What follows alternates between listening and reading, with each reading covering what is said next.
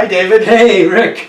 So, how long have we known each other? 100 years, 1,000 years. 1,000 years. Yeah, I was Egypt, Pythagoras. We studied there. You know, we're joking, but we're serious. Yeah, we're serious. Who are you? A sentence or two or three. Okay, so who's David Cochrane? I am Rick Levine, born a month later, with your Aries stellium moved into Taurus. That's who I am. So, Rick and I have a lot in common. I mean, we're both in the Pythagorean tradition, doing astrology. We've talked about our personal history, so many parallels. But what I am, I guess two hats, okay? Hat number one that people know about is the software development, so I do that. Hat number two. And that software development is long time and serious. I mean, we're talking Kepler software. Yeah, we're talking working 8 hours a day at software development, 6 days a week for 35 years, having a team of people that we manage, and employees come and go. Yes, no, this is heavy duty, serious commitment and undertaking. Yeah. Serious, you want to talk about serious? The serious software. So that's enough of a hat for anybody, but being a glutton for punishment, you know, I'm also an astrologer, and I call it vibrational astrology. It's built from harmonic astrology. And I'm also very research oriented. I think that kind of sums up my whole life. I don't think there's much else left. Okay, and since this is a mutual interview, yes. This is where you ask me a Oh, question. thank you for telling me. So Rick, yeah, who are you? Got me. No, I don't mean metaphysically. Let's just keep it simple. Well, obviously, I am you a month earlier. I'm your older, smarter brother. I think his younger, smarter brother is what you are. I like you, have been doing astrology, you know, close to forever. And like you and many of us who do it, I never learned astrology. I just kind of remembered it. Yeah. You know, it came way too naturally. And interestingly enough, although we use different languaging, you and I actually are cut from the same astrological mold, in as much as we are both less interested. I mean, I love the ancient material, but I'm a modernist. Yes. And I love the tools that we have to give us the ability to mathematically manipulate the data extra zodiacally, beyond the zodiac. The zodiac is cool, right. but it's a limitation when right. people look at astrology as being zodiac based. And so I think we both come from the modern mold of John Addy and harmonics. Mm-hmm. Absolutely. And from that range we do work. Now, unlike you, although I've been involved in software, you know, for much of my adult life in software manufacturing and distribution and retailing, I'm a quasi-programmer. I'm not a real programmer, but I'm a bit of an application jock. Right. And so from that standpoint, my goal in astrology has always been, how do I get the most out of computers to get to where we're going? Right. And so it's still, we end up at the same place. Yeah, and that's why I really am the Taurus version of you. Taurus not in the sense of, you know, bovine on the fields, but Taurus in the sense of, let's manifest this, let's get the thing deep up. Let's turn the idea into reality. Let's turn it, keep it pushing forward. And also the empirical emphasis, you know, the research. How do you know that's really true? And of course, we tremendously overlap. I mean, but unlike you, if I need to make data up, I'd be happy to. And you do pioneer philosophically more than I do, at least in your lectures. You know, you bring together the history and the psychology and the different movements. And but interestingly enough, that in itself is research. Because a lot of what I do is gathering the pieces of information and then weaving from it. And it's not numerical research, although I've done some of that too. I mean, as a BA in psychology, my most hated class in 4 years of undergraduate work were my 2 statistics classes. Yeah. That's not what you can. Those were my favorites. No, I got it. But no, again, I would say, you know, if I needed to prove a point, I would just make up numbers. Yeah. So we're so similar. We're almost like a continuum, you know. Yeah. So there's a lot of overlap and a lot of similarities. So say something else about things you've done. You your website activity. You started with the Star IQ and Well, Jeff and I pioneered Jeff online. Jower, Jeff Jower and I pioneered online astrology with one of the first serious major, sites. exactly. And we were publishing upwards to about 40 to 50 original articles a month. From astrologers that were the A-team of astrology. We had a daily column written by Ray Merriman, a weekly column by Rob Hand. We had the A-team, and it was great until the stock market, the tech market in 2001, and basically Star IQ still exists as my website, but it's an unloved, undernourished child, and most of what I do these days is on YouTube, Facebook, and Patreon. Patreon is the place where I use as my paywall for my subscriber base, Right. because I do free videos like this that we're going to be doing doing now. I distribute videos, but I also have a whole range of videos that is what I use to make my living aside from Right. seeing clients. I wrote a daily horoscope for 17 years, 1,200 words a day, 7 days a week, Oh. never missed for 17 years. And I'm done with that. I still have my finger in that pie. I'm helping the editorial process there, and I'm still writing a little daily overview, blurb. But I've basically shifted into teaching more and doing more video Yeah. production, and that's where the future is. And I've spent the last year, since I've quit writing dailies, learning a whole new platform, of tools. Including Zoom for online meetings, Right. including Patreon for my paywall, including Adobe Premiere and After Effects, and I am a serious photographer, so I already knew Photoshop. Right. But I've moved from Microsoft Word as my single point of entry to the world to these audiovisual tools that are very exciting for me. Yeah, well, this is the cutting edge of communication. In the old days, you needed paper and a pen, or a typewriter and paper. But now we've got visuals and different editing tools, and we're both old enough to have been a part of history, and We're old enough to be called historical. We're historical. And one of the historical things you did is creating that very active, high-level website of Star IQ.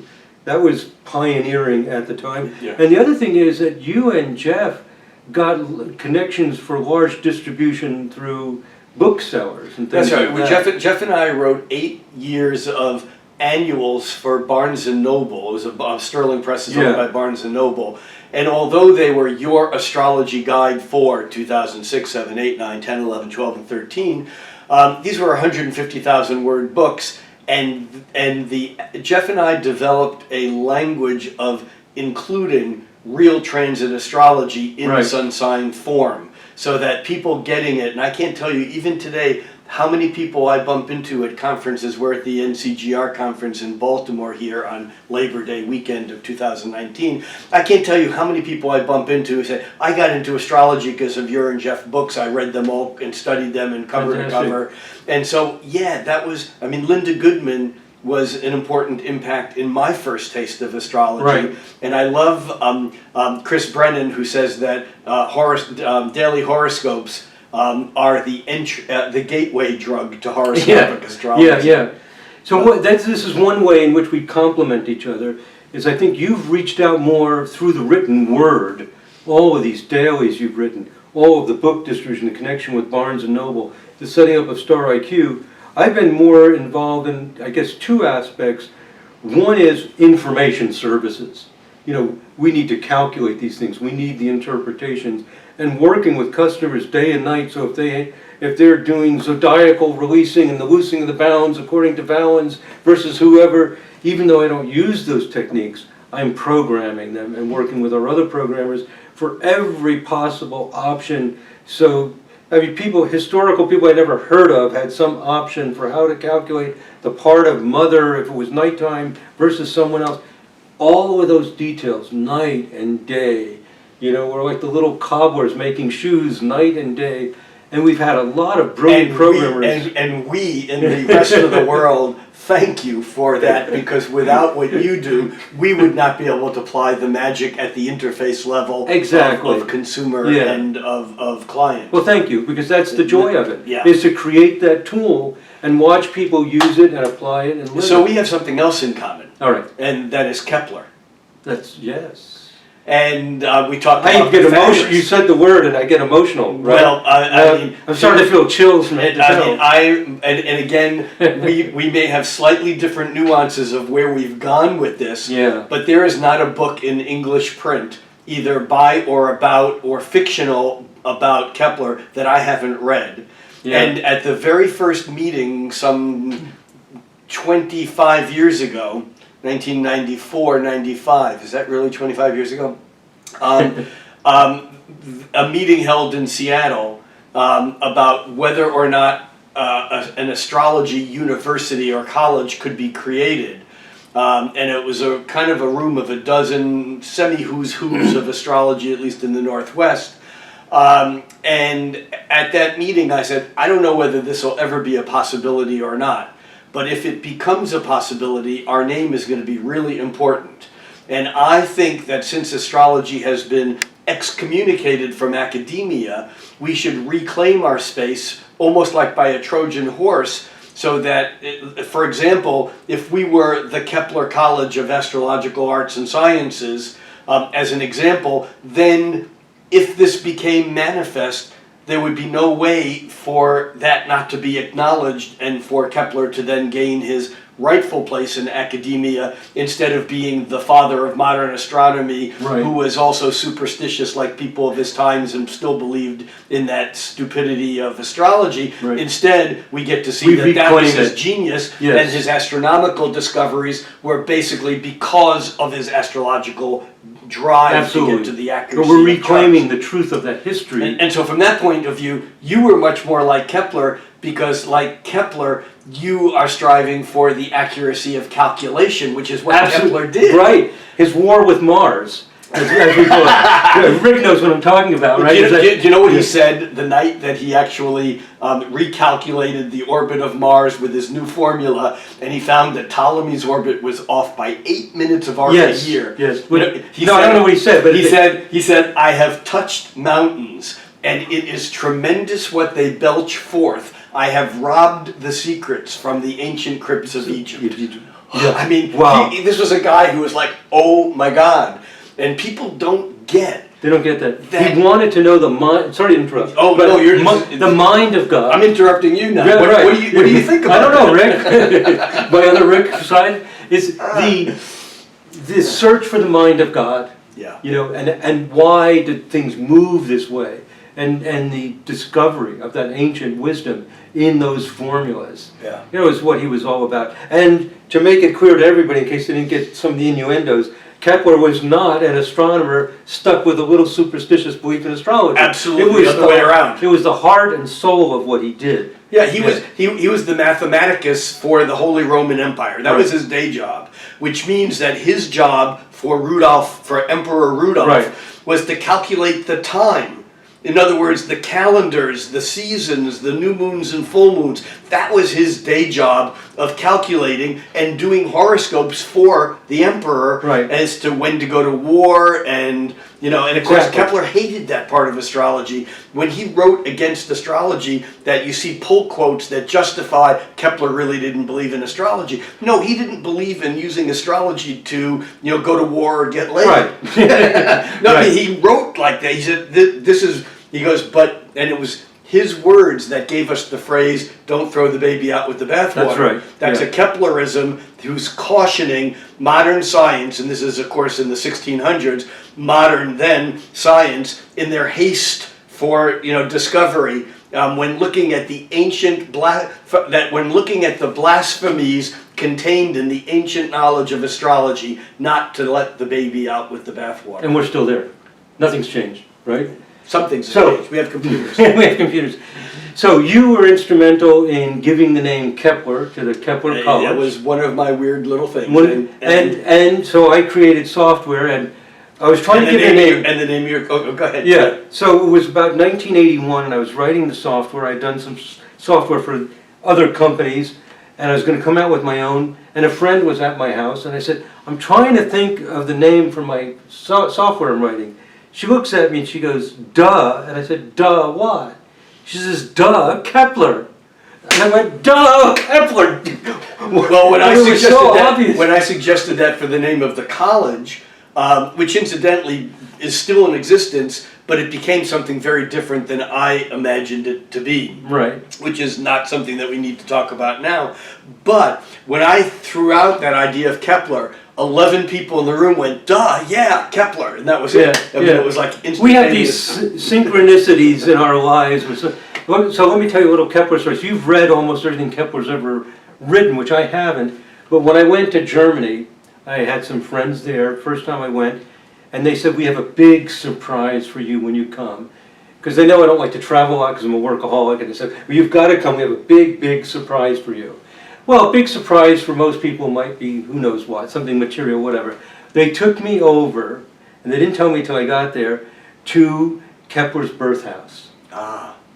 They knew that of anything, the biggest present we could ever give David would be a little bit of Kepler.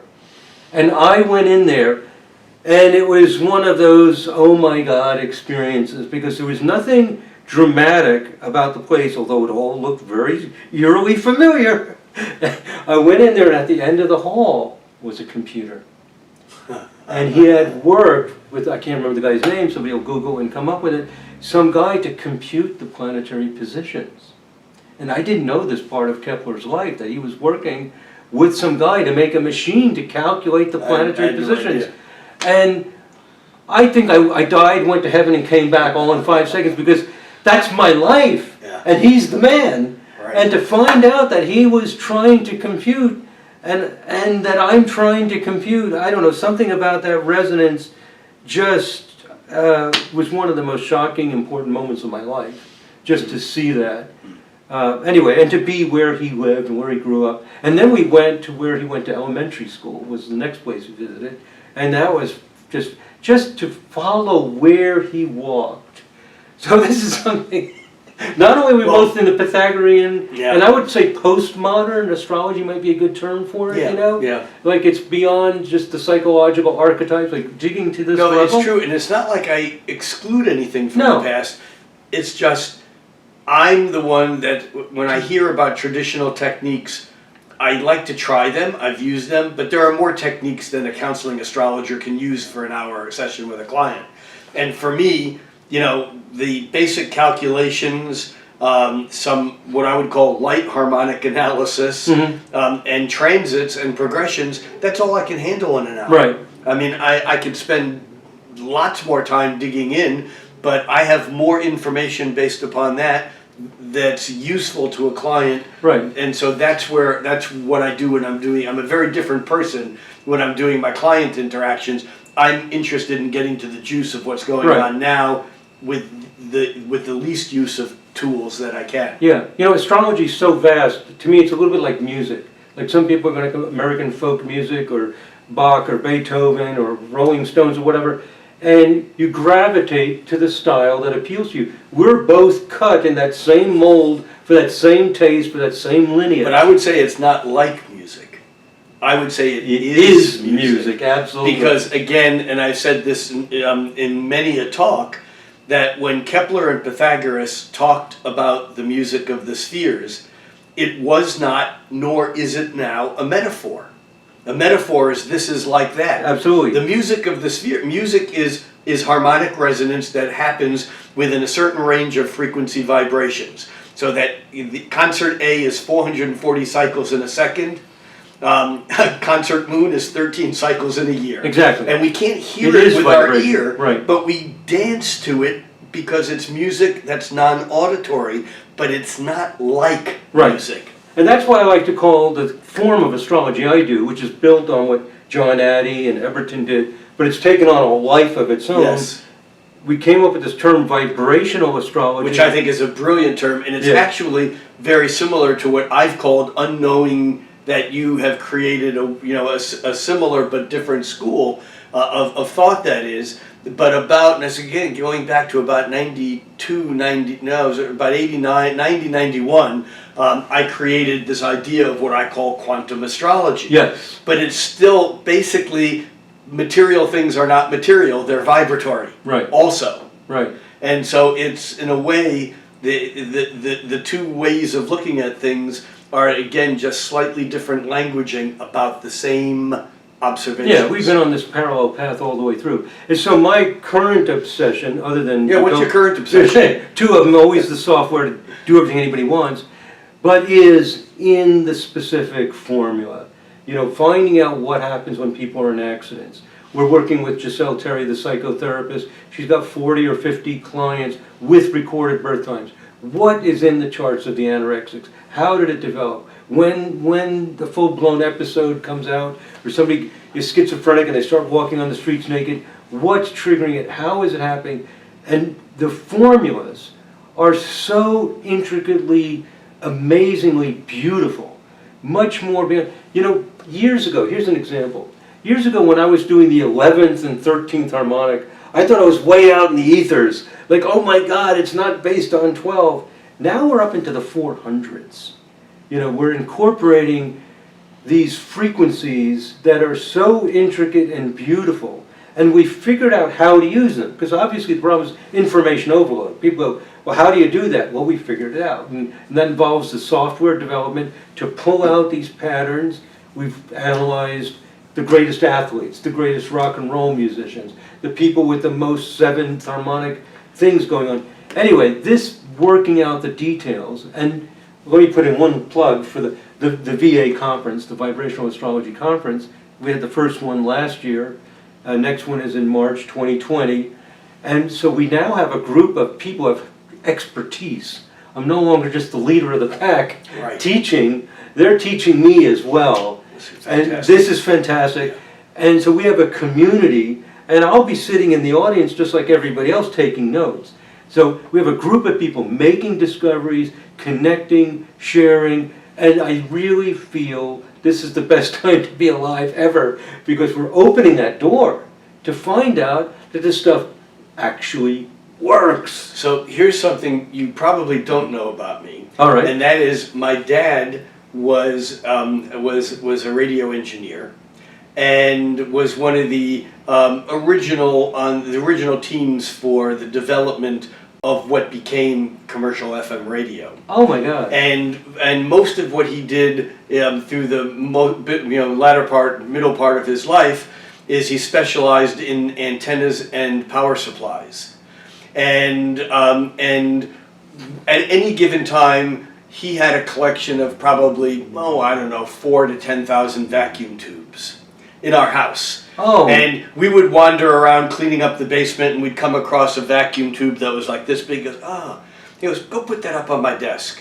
And it would sit on his desk for a few weeks, and then he would start soldering, and it would become the main tube driving a 75-meter single sideband transceiver. Oh my God. And so, and in his office, he had, coil winding machines, and so I grew up around this concept of of energy electrical transformation, and radios, Tesla, Marconi. Oh my God! I mean, this was my dad's. You had universe. one great childhood, my friend. but in effect, that's what ruined me forever from looking at planets as billiard balls. Yeah. Because I look at everything as radio frequency, harmonics, resonance, not only in the lineage of Pythagoras and Kepler, but Pythagoras and Kepler and Edison, well, not even Edison, to Tesla, and up to modern times because of the way that radio frequencies work. And one of the things that has always intrigued me, and I'm not mathematically enabled here,